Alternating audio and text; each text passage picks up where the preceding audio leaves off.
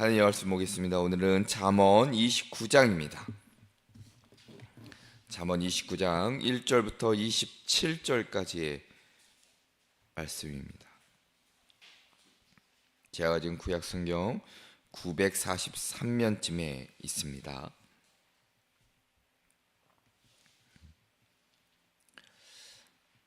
잠언 29장 1절부터 27절까지 함께 교독하겠습니다. 자주 책망을 받으면서도 목이 곧은 사람은 갑자기 패망을 당하고 피하지 못하리라.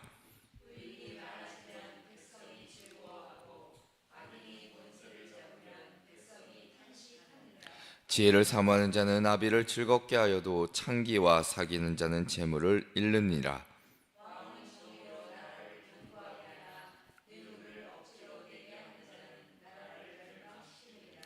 이웃에게 아첨하는 것은 그의 발 앞에 그물을 치는 것이니라.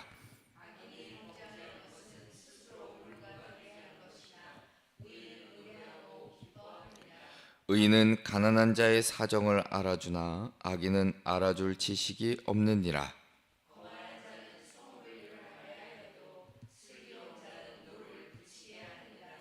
지혜로운 자와 미련한 자가 다투면 지혜로운 자가 노하든지 웃든지 그 다툼은 그침이 없느니라.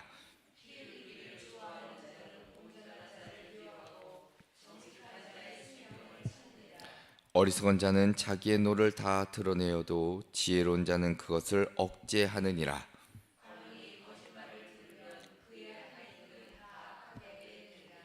가난한 자와 포악한 자가 섞여 살거니와 여호와께서는 그 모두의 눈에 빛을 주시느니라.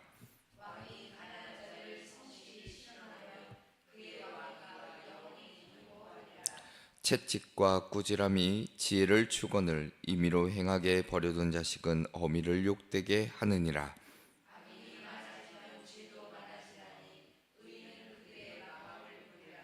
내 자식을 징계하라. 그리하면 그가 너를 평안하게 하겠고 또 내 마음의 기쁨을 주리라.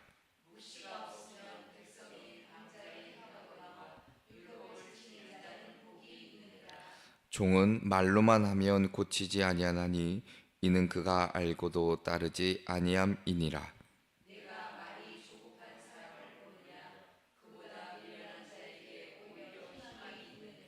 종을 어렸을 때부터 곱게 양육하면 그가 나중에는 자식인 체하리라.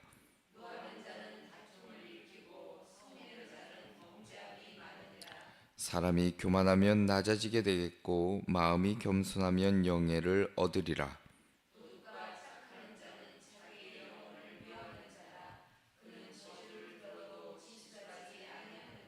사람을 두려워하면 올무에 걸리게 되거니와 여호와를 의지하는 자는 안전하리라.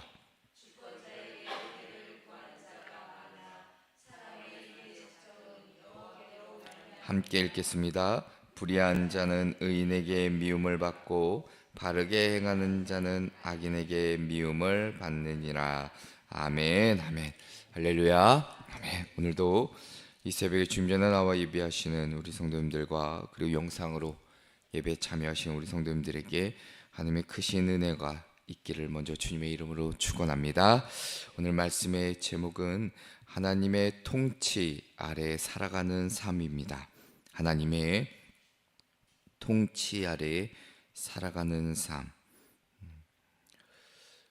오늘 우리가 함께 묵상하신, 함께 읽으신 잠언 29장은 혼란한 시대 속에서도 하나님의 백성이 어떻게 살아야 하는지를 명확하게 보여주고 있습니다. 이 29장은 세상의 통치와 하나님의 통치를 비교하며 하나님 나라의 백성은 어떤 삶을 살아야 하는지를 말씀해주고 있습니다.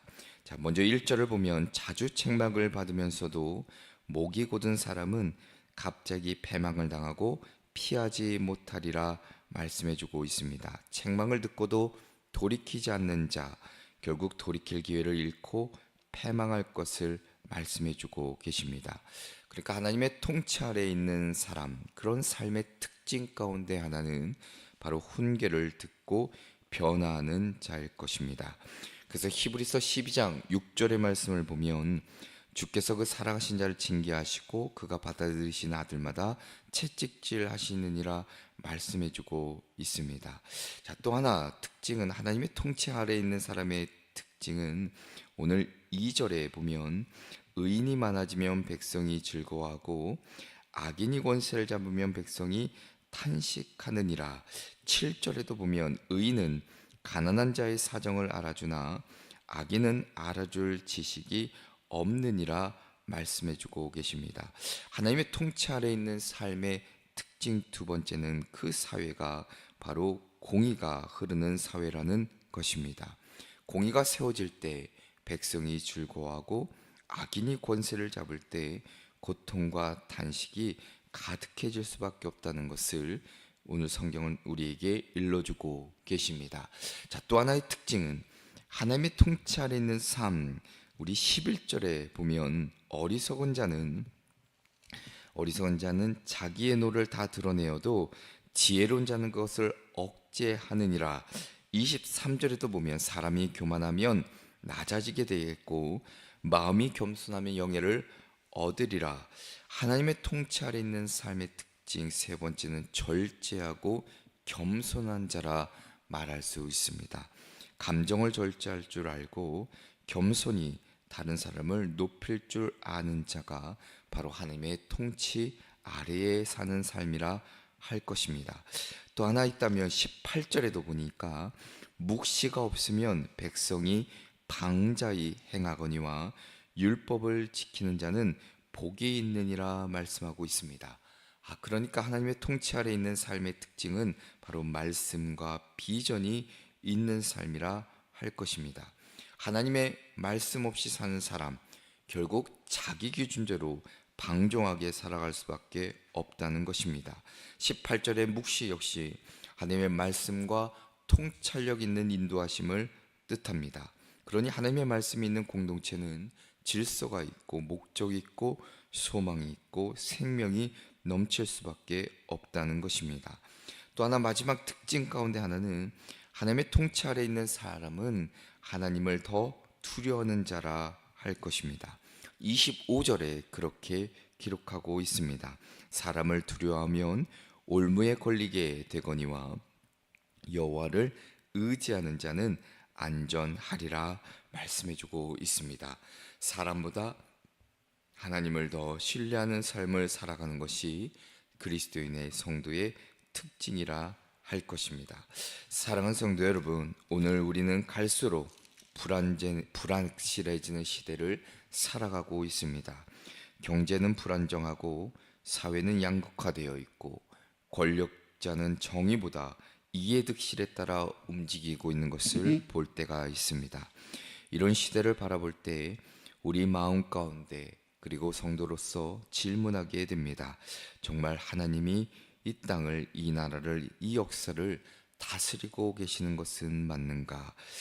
이 마음이 오늘을 사는 우리의 마음을 이렇게 붙잡을 때가 있습니다. 정직하게 살면 오히려 손해를 보는 것 같고 악한 자는 승승장구하는 것 같은 현실 속에서 하나님의 통치가 보이지 않을 때가 많이 있다는 것입니다. 오늘 29장의 말씀을 통해 다시 한번 우리에게 붙들어야 될 진리를 우리에게 깨닫게 하십니다. 하나님의 통치는 지금도 유효하고 그리고 그 통치를 믿는 자, 그 통치 가운데 살아가는 자는 분명 세상과 다르게 살아가야 된다는 것을 깨닫게 하십니다. 사람의 통치 아래 사는 자는 세상의 눈치, 세상의 시선을 따라 살아가지만 또한 거기에 타협하고 굴복하지만 하나님의 통치 아래 사는 자는 말씀을 따르고 공의를 실천하며 담대하게 살아간다 할 것입니다. 오늘 말씀을 통해 우리가 함께 세 가지를 살펴보며 하나님의 통치 아래 살아가는 삶이 어떤 삶인지를 함께 나누고 기도의 제목을 얻고자 합니다. 그 첫째는 훈계를 듣고 변화하는 자가 되어야 합니다. 훈계를 듣고 변화하는 자가 되어야 합니다. 자, 오늘 다시 1절의 말씀을 보면 자주 책망을 받으면서도 목이 곧은 사람은 갑자기 패망을 당하고 피하지 못하리라 말씀해주고 있습니다. 자, 잠언 29장은 하나님 나라 백성의 삶을 통치와 질서라는 관점에서 풀어가고 있습니다. 그 시작이 1절의 말씀처럼 매우 단호하게 시작합니다.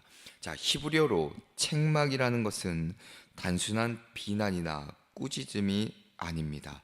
이 단어는 사실을 근거로 한 어떤 교정하는 말씀입니다. 즉 하나님께서 우리를 사랑하시기에 주시는 회복의 말씀이기도 합니다. 자, 그런데 그 말씀을 반복적으로 듣고도 고집을 꼭 꺾지 않는 자, 자신의 주장을 내려놓지 않는 사람, 그것이 곧 목이 곧은 사람이라 할 것입니다.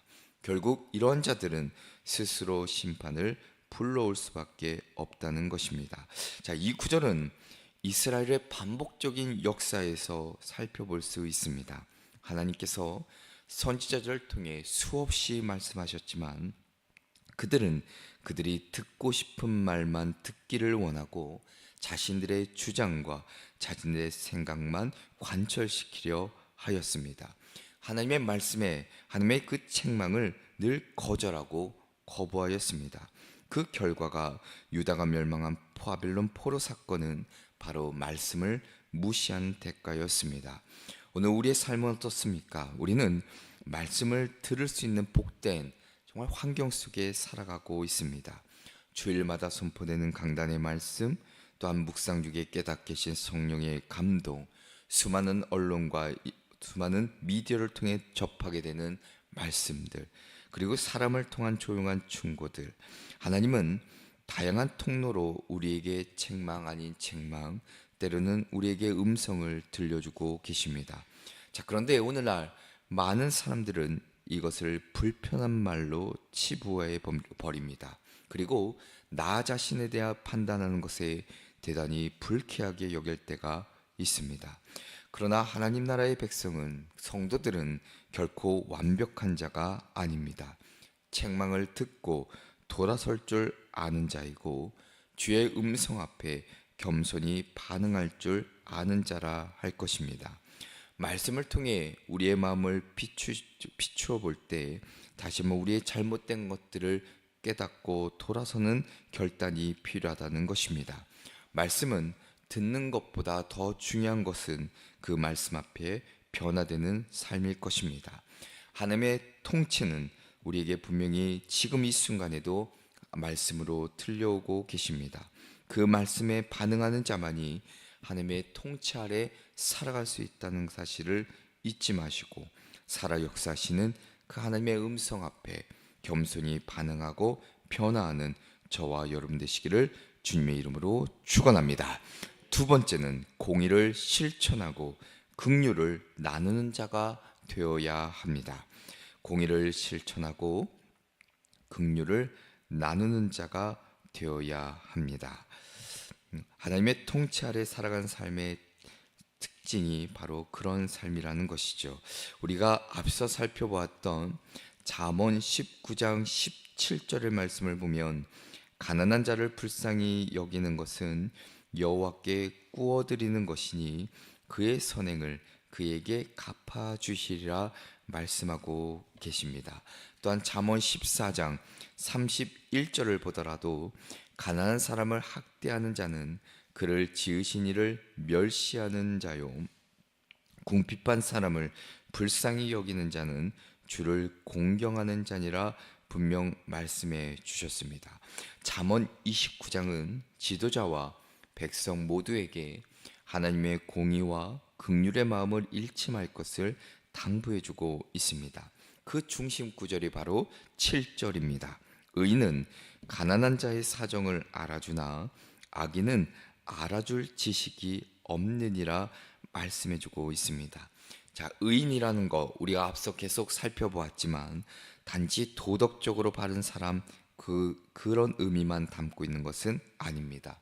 성경에서 말하는 의인은 하나님의 뜻을 실천하는 자이고 특별히 공의와 자비를 동시에 행하는 자를 뜻합니다. 하나님의 공의는 단지 정죄가 아니라 무너진 정의를 회복하는 것이라 할 것입니다. 여기서 바로 알아준다, 사정을 알아준다라는 것은 단순히 정보적으로 아는 것이 아니라 정보로 지식으로 아는 것이 아니라 공감하며 행동으로 돌보는 것을 뜻합니다. 즉 의인은 가난한 자를 내 마음으로 느끼고 손으로 돕고 삶으로 품는 자라 할 것입니다. 자, 그런데 악인은 그렇지 않다는 것이죠. 성경은 알아줄 지식이 없다, 무지해서가 아니라 고의적으로 외면하는 것이고 무관심인 것이고 자기 중심으로 인해 다른 이의 고통에 대해 감각을 상실한 상태를 뜻합니다. 자, 오늘 우리의 사회는 복잡한 양극화의 현실 속에서 가난한 자의 소리가 점점 들려오지가 않습니다. 더 작아지고 있지요. 하지만 하나님의 나라는 그들의 소리를 결코 외면치 않습니다. 오히려 그들을 위한 정의와 긍휼의 실천이 하나님의 통치 아래 있는 백성들의 삶이라 할 것입니다. 마태복음 25장에 예수님께서 말씀하십니다. 내가 굶주릴 때 먹을 것을 주었고 헐벗을 때 옷을 입혔고 갇혔을 때 찾아왔다 말씀하고 계십니다. 그리고 이런 사람들에게 주님께서 말씀하시죠. 너희는 내 아버지께 복을 받은 자들이고 창세로부터 너희를 위하여 예비된 나라를 상속하리라 말씀해주고 계십니다. 하나님의 통치 아래 사는 백성은 단지 신앙 고백으로만 사는 자가 아닐 것입니다. 공의를 실천하고 긍휼을 나눈 삶으로 하나님 나라를 증거하는 자일 것입니다. 오늘 교회와 성도들이 무관심에 무감각해진 세상 속에서도 고통받는 자의 소리에 귀 기울이고 그들을 향한 주님의 눈물을 닮은 마음으로 섬기는 자가 될 것을, 그것이 곧 하나님 나라가 이 땅 가운데 온전히 임하는 기름을 잊지 마시고 오늘도 그렇게 살아내시는 저와 여러분 되시기를 주님의 이름으로 축원합니다. 끝으로는 훈계를 기뻐하며 바르게 사는 자가 되어야 합니다. 훈계를 기뻐하며 바르게 사는 자가 되어야 합니다. 자, 오늘 23절의 말씀을 보면 사람이 교만하면 낮아지게 되겠고 마음이 겸손하면 영예를 얻으리라 말씀해주고 계십니다. 잠언 29장의 마지막 말씀은 훈계에 대한 태도입니다. 자, 하나님께서는 인간의 삶이 말씀 안에서 계속해서 다듬어지고 변화되기를 원하십니다. 왜냐하면 우리는 날마다 교만과 자기의에 빠질 수 있는 존재이기 때문입니다. 그래서 앞서 1절의 말씀처럼 이 목이 곧은 자, 고집이 세고 교훈을 받지 않는 자를 가리키고 계십니다. 자, 등과 목덜미가 뻣뻣하다는 의미이기도 하고 이스라엘 백성이 하나님의 말씀을 거부할 때 자주 쓰이던 표현이기도 합니다. 자, 문제는 많은 사람들이 자기 확신에 사로잡혀 하나님의 음성을 듣지 못할 뿐만 아니라 마치 자기가 옳은 것이냐 살아가고 있는 것이 문제라 할 것입니다. 자, 오늘 15절의 말씀을 보더라도 채찍과 꾸지람이 지혜를 주거늘 임의로 행하게 버려둔 자식은 어미를 욕되게 하느니라 말씀해주고 계십니다. 자, 더 나아가서는 18절에도 묵시가 없으면 백성이 방자히 행하거니와 율법을 지킨 자는 복이 있느니라 분명히 말씀해주고 있습니다. 하나님의 말씀이 사라지면 사람들은 방종해지고 자기 멋대로 살아가게 된다는 것이죠. 그러나 말씀을 듣고 지키는 자는 하나님의 훈계에 귀 기울이고 그것을 삶으로 실천하는 자는 복이 있다 말씀해주고 있습니다. 자, 우리는 말씀을 들을 때 감동받는 데 그치지 말고 책망과 훈계를 기쁘게 받아들이고 삶으로 실천하는 성숙한 신앙인이 될 것을 말씀해주고 있습니다. 때로는 그 말씀이 나 아프기도 하고 고된 말씀으로 들릴지라도 그 속에 담긴 하나님의 뜻을 분별하고 내 삶을 고치고 돌이키며 다시 세우려 노력하는 그런 성숙한 신앙인이 될 것을 오늘 성경은 우리에게 일러주고 계십니다. 사랑하는 성도 여러분, 욥기서 23장 10절의 말씀처럼 나의 가는 길을 오직 하나님이 다 하시고 나를 단련하신 후에 내가 정금같이 나오리라는 고백처럼 하나님의 훈계, 말씀은 우리를 잘못된 길로 이끄는 것이 아니라 정금처럼 빚으시려는 손길임을 잊지 마시고 오늘 하루도 그 말씀에 귀 기울이고 책망을 사랑하며 교훈을 따르는 자 저와 되시기를 주님의 이름으로 축원합니다. 기도하겠습니다. 사랑과 은혜가 풍성하신 하나님 아버지, 오늘도 저희를 사랑하사 오늘도 이 새벽전에 저희들의 발걸음을 인도하시고 하나님의 말씀을 빗대어 또한 우리의 삶을 돌아보게 하여 주시니 감사를 드립니다. 하나님, 언제나 하나님의 말씀을 듣고 우리의 삶에 또한 결단하여 그 말씀에 순종하며 살아가는 저희들 되게 하여 주시옵소서. 늘 그 훈계 말씀 책망을 듣고도 변하지 않는 올곧은 자가 아니라 목이 곧은 자가 되지 않도록 저희들의 심령을 붙잡아 주시고 우리의 삶을 통해 이 시대에 공의와 사랑을 실천하는, 그리하여 하나님의 나라가 이 땅 가운데 온전히 임하는 복된 삶 되게 하여 주시옵소서. 늘 사람이 아닌 하나님만을 온전히 경외하며 살아가는 저희들 되게 하여 주시사 겸손하고 절제된 삶으로 또 하나님이 기뻐하는 복된 삶으로 살아갈 수 있도록 성령님께서 인도하여 주시옵소서. 도우실 줄 믿고 주 예수 그리스도의 이름으로 기도합니다. 아멘.